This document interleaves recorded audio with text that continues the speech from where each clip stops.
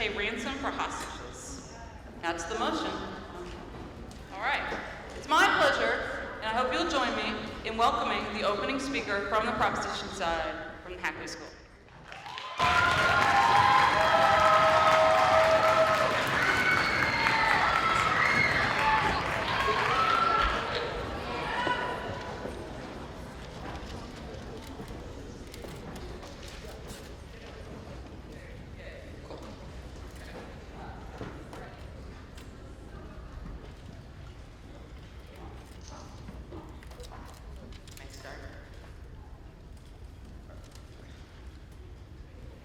Judges, imagine a loved one of your friend's father, mother, son, daughter decides to risk their life by fighting in the military.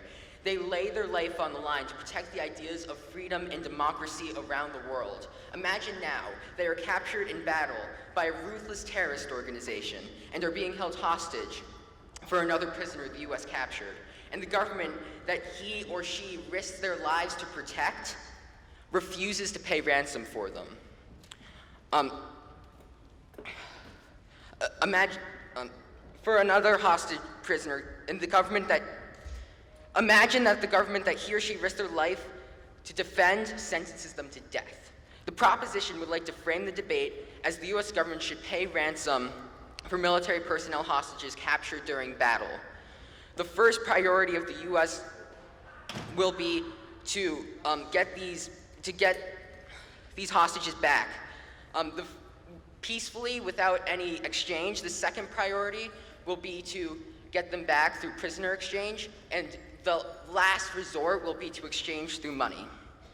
We would like to define ransom as an exchange of money or prisoners, and the money is a last resort, remember. Okay, so onto our arguments.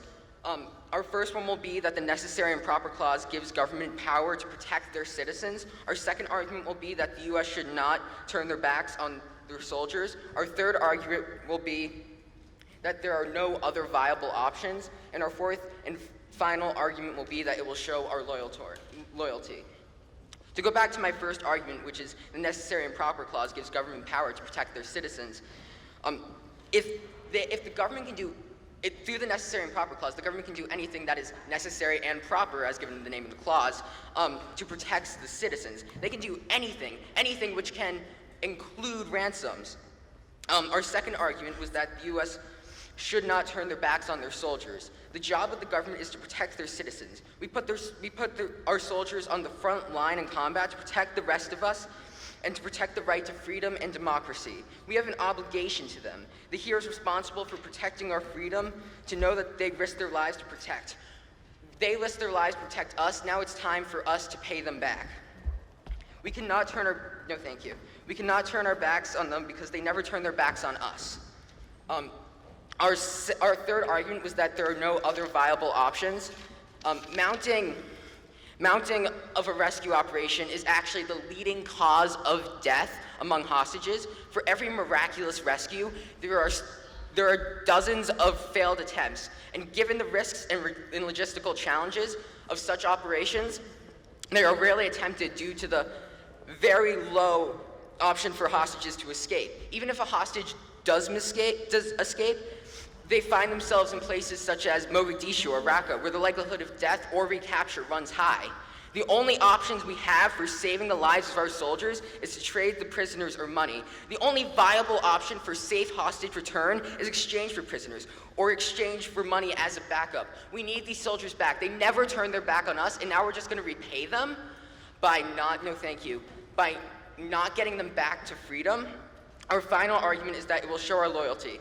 Paying ransom for military personnel will prove our devotion and loyalty to our military. It will allow for the people fighting for our country's freedom. This will give our soldiers comfort and motivation so they know how much their country loves and needs them. This will attract more people to the military and make sure that every citizen in this country knows that what our military stands for and how much they mean to us in our everyday lives. This might also increase interest in the military because they know that their government and citizens has their back. To summarize, our first argument was the necessary and proper clause, which gives the government the right to do anything and everything to get their citizens back. Okay. Our second argument is that the U.S. should not turn their back on their soldiers. They fight to protect us. Now it's time for us to pay them back by getting them back to freedom. Our third argument is that there are no other viable options, but most other options are not viable. Rescue operations are extremely hard because we sometimes don't even know the location of the prisoner. And our final argument is that we'll show our loyalty. Again, they never turn their backs on us. Now it's time to repay them, and this will increase popularity in the military, and it will encourage them. Thank you, and please vote for the proposition.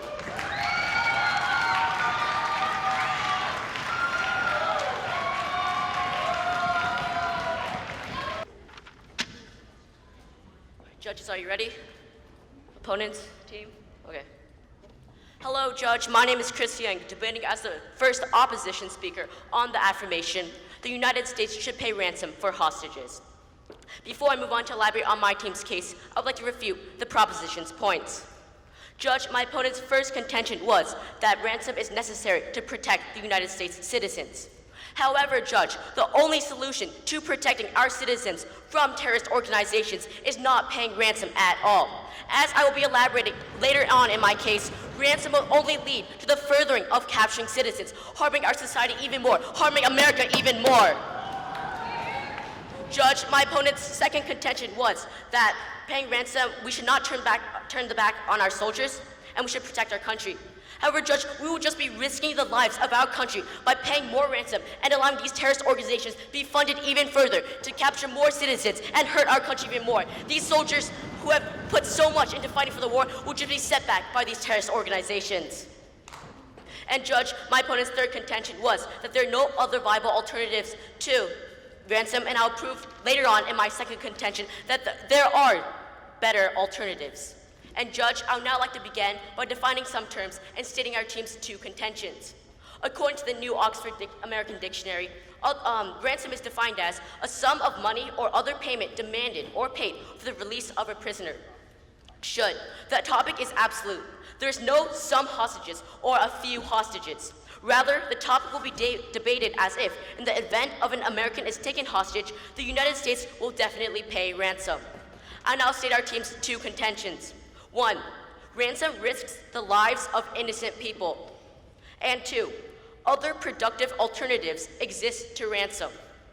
With the atrocities of ISIS still fresh in the public's mind, it is tempting to believe that paying ransom would be an easy way to save the lives of these innocently captured Americans. However, from the perspective of the government, paying ransom or even considering the possibility is the worst path to take, with disastrous consequences. A nation's willingness to pay ransom makes its citizens attractive targets. According to the New York Times, France has paid out a total of $58 million since 2008 to Al-Qaeda and affiliates in exchange for hostages. Judge, I would like to point out that ransoms are the first form of revenue for terrorist organizations like Al-Qaeda. Unsurprisingly, of the 53 hostages taken by Al-Qaeda in the past 5 years, a third have been French. Meanwhile, only 3 have been American, suggesting that extremists realize because there's no possibility of extracting ransom, Americans are generally not lucrative targets for kidnapping. Meanwhile, payment of ransom by France and other European nations has only fueled fire into the kidnapping market. According to Newsweek, a decade ago, the average ransom was $200,000 per hostage. Today, the highest reported payment has been $10 million. In 2010, the average ransom was just $4.5 million. The next year, the figure grew to $5.4 million, an increase in cost by 20%. Judge, we are losing money due to the ransom paid for these terrorist organizations. Is that really the best choice to take when our economy is already struggling and we are putting more money and wasting more money onto these hostages? Paying ransom may save a few lives in the short term, but it encourages kidnappers rather than defeating the vicious cycle of kidnapping. Kidnappers taking hostages, demanding higher ransoms for those they know will pay, and using millions reaped to take even more hostages. Paying ransom will automatically put a price tag on the heads of dozens of more innocent people. We cannot allow terrorists and kidnappers to frighten us into playing by their rules. Judge, I would now like to elaborate on our team's second contention. Other productive alternatives exist to ransom. Refusal to pay for ransom does not equate to a disregard for innocent lives, and indeed, hostages can be saved through means beside funding their kidnappers. For years, Somali pirates have been hijacked ships off the East African coast. According to the U.S. Today, reports that at first, ship owners treated ransoms as a cost of doing business. But this practice only encouraged more piracy in 2012. Ransom demands reaches as high as a point of $9.2 million for a Greek tailor and its crew of 26. Since then, however, Somali piracy has steadily declined. In 2013, Somali pirates held a total 71 hostages and conducted 75 attacks compared to the 758 hostages and 200 attacks in 2011. And for these reasons, Judge, I strongly urge a ballot for the opposition side of this debate. Thank you.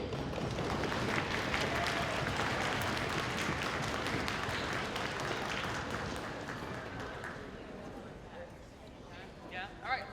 All right. Let's welcome the second speaker for the proposition side. Come on. Stand on this side. Yep.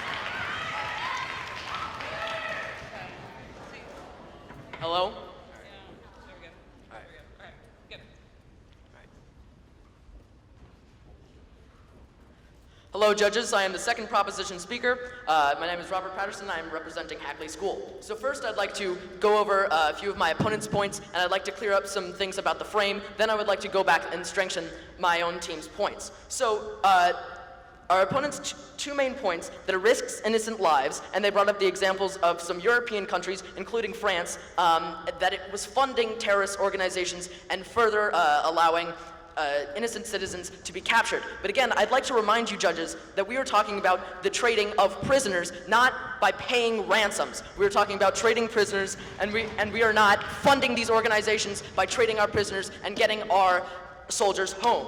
Now, their second contention also revolves around money.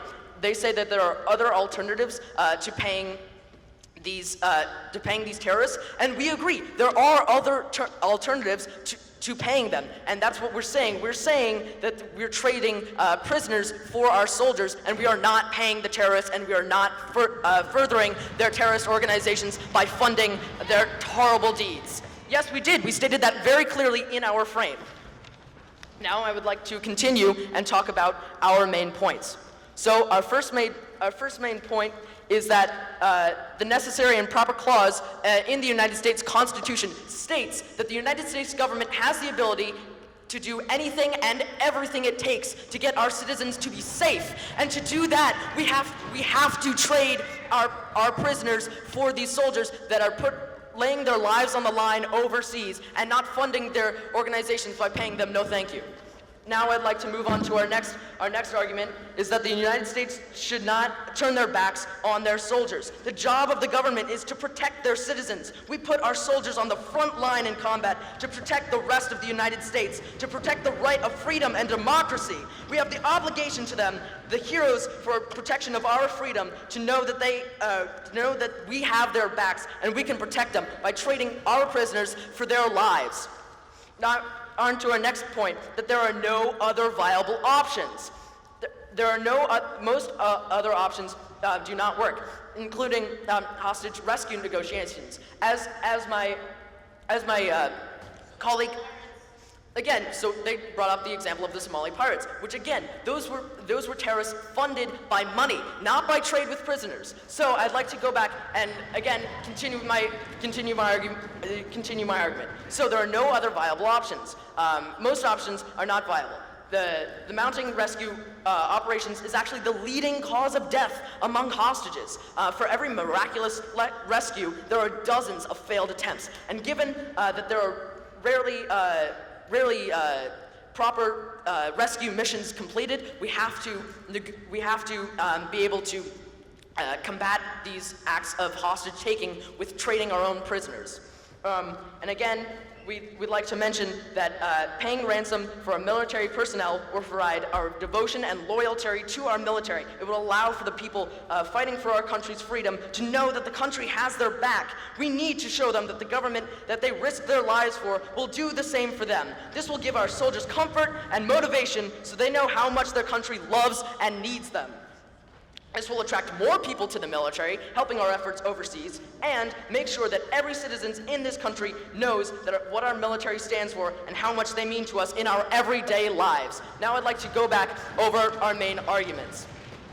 So again, judges, the necessary proper clause states that the government has the right to do this, and we should be trading our prisoners for these hostages in order to get them back home safe and in order to prove that we really need them. Our second argument was that the U.S. Should not turn their backs on their soldiers. The job of the government is to protect their citizens, and the only way we can do this safely and properly is by trading hostages for other prisoners. This is not funding the terrorist organizations by getting our soldiers home. While we may give a few Al-Qaeda or other terrorist members back, we are not giving them the money or the resources to further their efforts. And again, we would like to remind you, judges, that this debate is about saving lives, and the only way that we can properly save lives is by trading the hostages overseas with prisoners that we're keeping here in the United States. We have to save the lives of our soldiers that are putting their lives on the line and providing democracy. Thank you. Please vote for the proposition.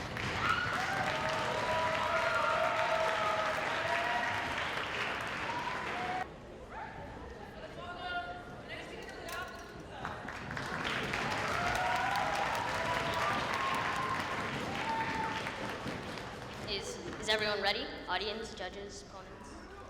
Okay. Yeah. Hello, Judge. My name is Niyam Padi, debating on the opposition side of the affirmation the United States should pay ransom for hostages. Before I move on to elaborate on my team's contentions, I would like to refute my opponent's points. My opponent's first contention was that it is necessary to protect the citizens of the United States. However, Judge, my opponents failed to realize by saving a few lives, we risk so many more. We have to weigh a few lives under all of America. You, audience, you judges, my opponents, me, as well as my team.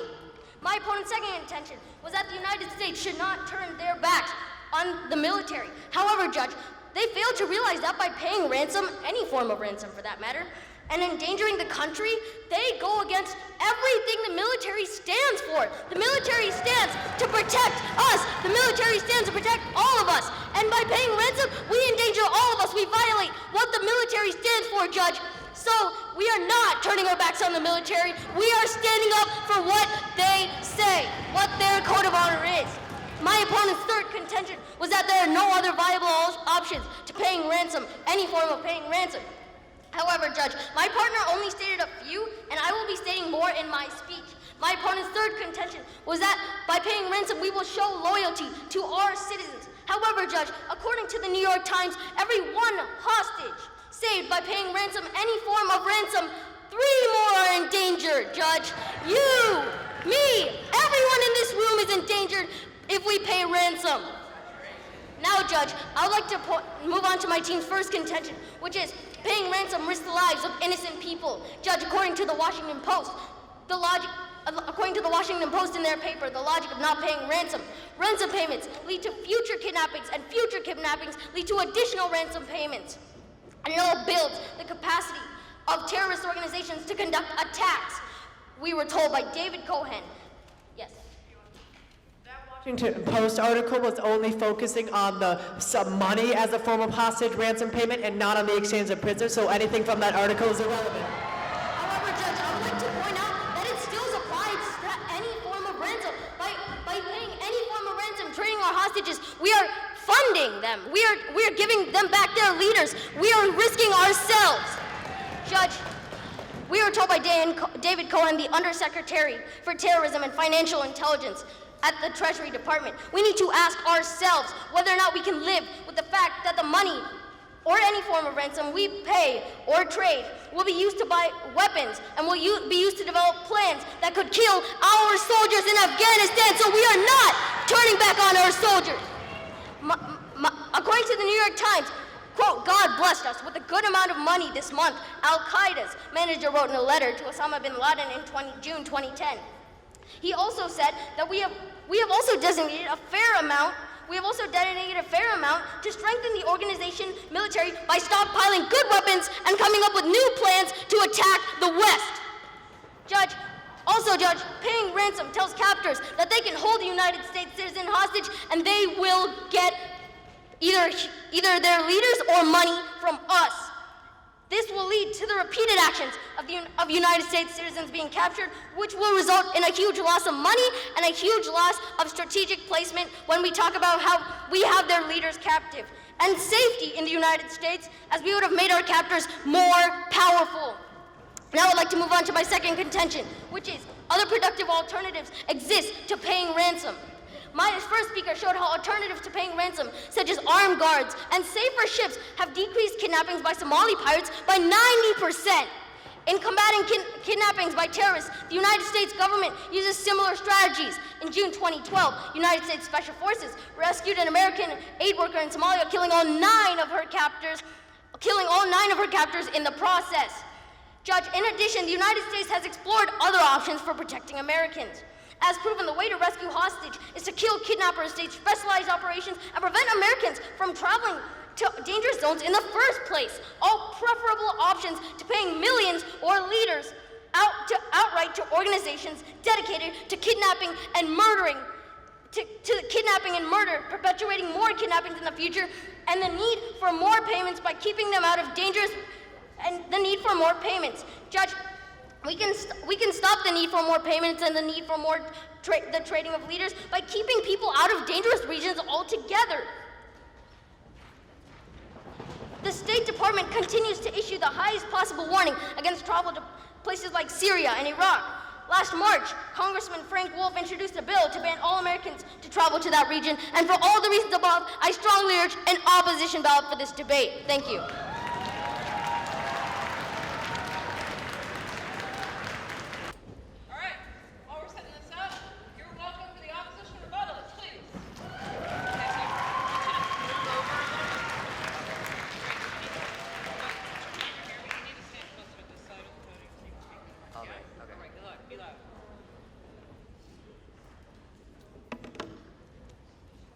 Ready? Team? Judges? Hello, Judge. Wait, sorry. No, my bad. This thing stopped.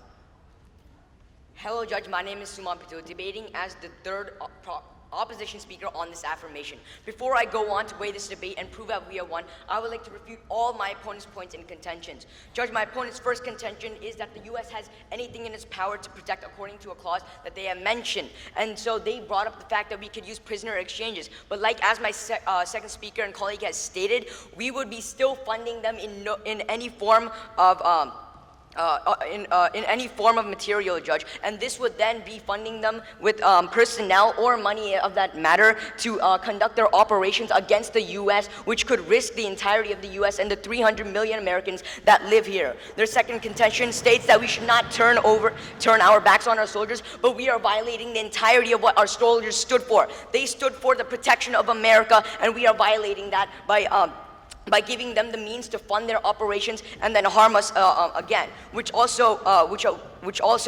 means that which also refutes their framework, saying that we are only trying to do this for military personnel. But like we have brought up with Somali pirates and other examples, it is not just military personnel, which means their framework does not stand, Judge.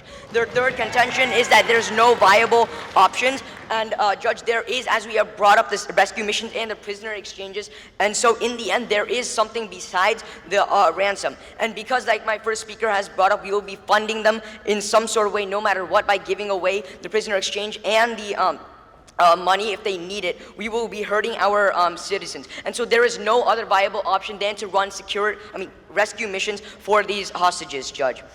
Their fourth contention is that we need to maintain loyalty, but loyalty is not precedent against the 300 million Americans that live in our country and are potential victims of potential victims of the risk we take by funding these operations by giving either personnel or any form of payment or money to these people, Judge. And we cannot, as my opponent's first speaker has also stated, that they are ruthless terrorist organizations and will do anything to prove their cause. And so we cannot put the entirety of America at a risk for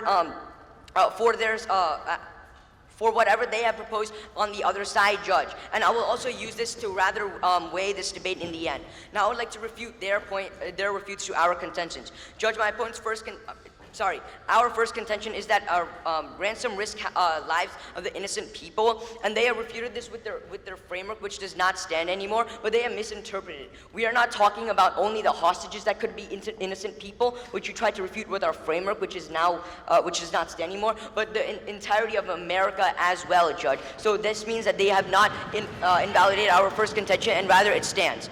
Our second contention had to do that with there's better alternatives, and they have conceded to our point, stating that there actually is better alternatives, Judge.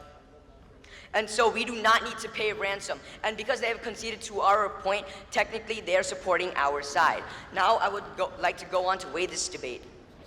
What it comes down to is the impact of the immediate gratification of our soldiers, as they've stated, but because it does not stand, it is open to all American citizens. So we are talking about the immediate gratification of American citizens against the long-term harm that we oppose to the 300 million American people that live here, Judge. And so in the end, what we have to weigh is the majority.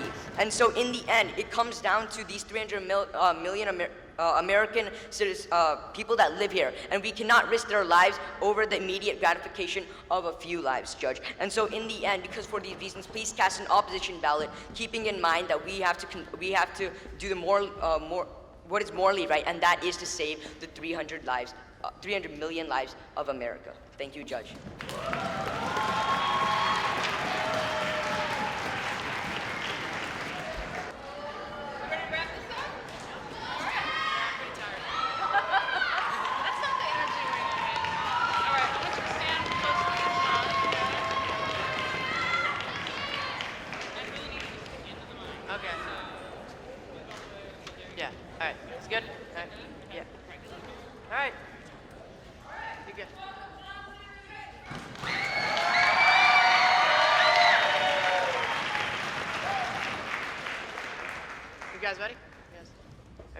Hi, I'm Takuroki. I'll be the proposition rebuttalist for the topic that the U.S. should pay ransom for hostages. First, I would like to kind of clear up the problem of the frame in this debate and clear up our plan in this debate. I would like to tackle some of the major themes in this debate and show why, in the end, it is better for the U.S. to pay ransom for hostages. So first of all, the frame of this debate. We, as a proposition, have the right to frame this debate, and we frame this debate as the U.S. should pay ransom for military hostages taken during battle. The opposition gave no specific reasons for why this was extra topical, except for the fact that they said, this is not what we're debating. They gave no specific reasons, so why, they're saying not just soldiers, but our frame is that it is. That is how we frame this debate. They're saying the framework does not stand, but they gave zero specific reasons for why this framework does not stand. The only reason they gave was that is not what they're debating. So the framework should still stand because they gave zero specific arguments for why this is a bad plan for the U.S. government. Now I'd also like to address the plan that we made. The frame was that we're going to pay it for military hostage. The plan is that we are going to pay to facilitate the exchange of military hostages and personnel. So anything that they have about funding the terrorists through money, and any statistics that they have about funneling money to the terrorist organizations for weapons and plans does not stand in this debate. So now I'd like to address their point about how we're giving them back their leaders, and that's harmful. But Judge, you can't ignore the idea that yes, we're giving them back leader, but we're getting back a hero. We're getting back an American military personnel who was out there fighting for our cause, fighting to stop that ruthless terrorist organization. So it is necessary for us to get the military back, because it's the job of the government to protect its citizens. And if we don't get our hostages back and we're letting them die, we are failing at our job to protect our citizens. So now I think I have to address the notion that swapping hostages with Al-Qaeda terrorists will lead to more hostage taking. So I have a couple responses to this. First off, the chances that right now Al-Qaeda soldiers look at American soldiers and say, "Oh, we're not going to fight them because they're not going to pay us," it does not make any sense, because they are already fighting us and they are killing our soldiers already right now. So it's not like that there's going to be an uptick in the amount in the amount of battles fought between Al-Qaeda soldiers and American soldiers. So now it comes down to, all right, fine, but maybe they're right. Maybe instead of killing our soldiers, they're going to take the soldiers captive, and therefore we're going to have to pay more ransom, so that's going to be bad. I agree that might happen, but let me remind you, that's the entire point. If Al-Qaeda is taking the hostages and we get them back, instead of killing our soldiers, then we are succeeding at the goal of saving our military personnel, and that is exactly what we want to do. So that is a point for us, because that is what we want to do. We want to get our hostages back in any way we can, and so if the terrorists are going to see that it's working and see that we want to take prisoners, then they're going to keep doing that, and we are going to save the lives of our soldiers, which is what we want to do. All right. We're not risking the lives of American citizens because, first off, we're still not paying ransom for American citizens, so it's not like American citizens will be at risk. And we're talking about military battle hostages, and normal American citizens aren't off in Iraq and Iran fighting military battles against terrorists. That's not a shame if you... if you are out there fighting in Iraq and fighting in Iran, then we will pay the hostage for you, and that because you will be at risk. But if you're here, not at risk, then you will not get paid because you're not at risk here. If you're out there trying to protect us, there's $300 million, but how are they going to do this? There's no way that giving them back their personnel will help us to fight. So not to close, 9/11 is completely irrelevant. It had nothing to do with hostage paying. All right, so now I'd like to voice debate. In the military, there's a policy of no man left behind. No military personnel should be left behind in any circumstances. They protect each other. The government must protect them. And it will not lead to more hostage takings, will not lead to more deaths. And there are so many, there are so many deaths in this world that are unjust and unpreventable. Let's not forget to prevent the deaths that are preventable. Thank you, and for these reasons, we are proud to propose that the U.S. pay ransom.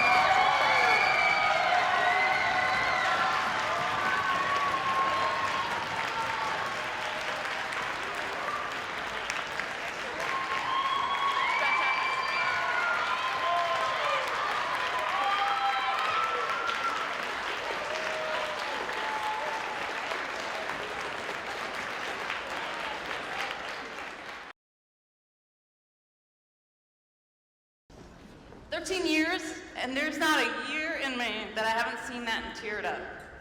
Boy, that is really something. Congratulations to both teams. You did a great job. Really something. We had three judges, three esteemed judges, I should say, close, trusted confidants of mine and of the program.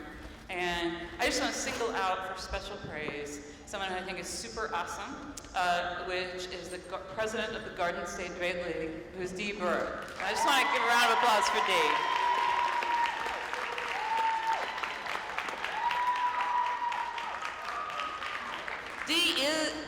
Without Dee, there would be no debate in Jersey. So, she's awesome. Now, we have a 2-1 decision, and it was a split decision by our three judges, which happens sometimes. And as we say, the thing about judging debates is that it's an art, it's not a science. If it was a science, we would just let robots do it. So robots would judge the students and the adults would go somewhere fun. Not that this isn't fun. But debate's an art, and I always feel the way about a split decision is that a close debate deserves a split decision. Because two very competent, highly experienced adults can watch the same debate and come to two different conclusions. And that's as it should be for this quality of debate that we saw today. So I would encourage you to give as much applause for the second place team as you did for the first place team. So it's my pleasure to award this giant stack of second place trophies to the opposition team from Rachel Carson. Let's have some serious applause.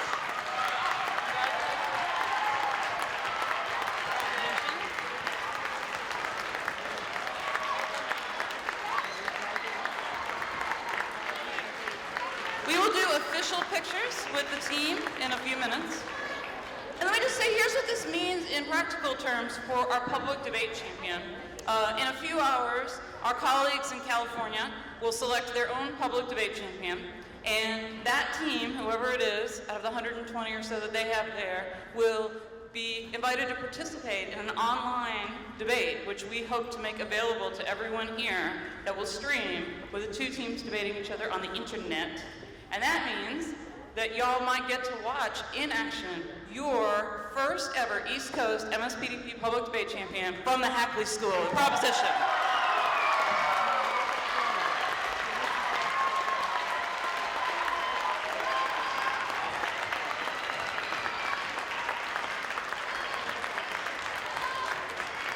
Thanks for coming, everybody. Take pictures, remember your certificates, have a great time, pick up after yourselves.